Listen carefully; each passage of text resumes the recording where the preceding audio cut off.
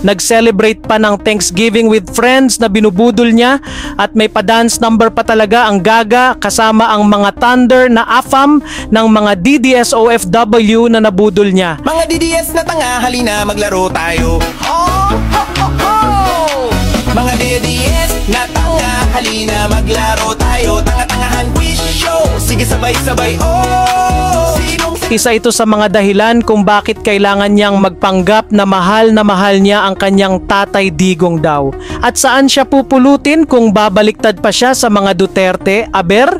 Hindi banta na tumakas ang Tatay Digong at wala nang kapangyarihan si Tatay Digong, si Inday Sara Duterte at si Baste Duterte na gumawa pa ng krimen. Harry's got free housing, free food, free travels, and all perks dahil nabubudol niya ang mga DDS fanatics sa Europe.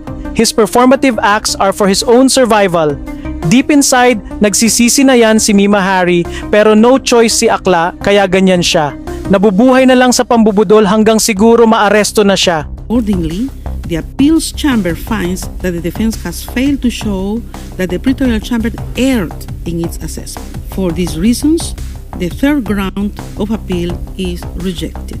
Pero ang ending, rejected ang interim release appeal ng kanyang Tatay Digong Cuno.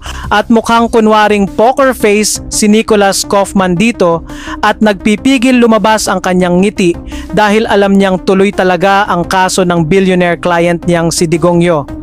Pag tuloy-tuloy ang kaso, tuloy ang kita, di po ba? In the present case, having rejected the three grounds of appeal presented by the defense in the appeal brief, the appeals chambers unanimously confirms the impugned decision. So butanding Harry Roque has been wrong about everything since day one.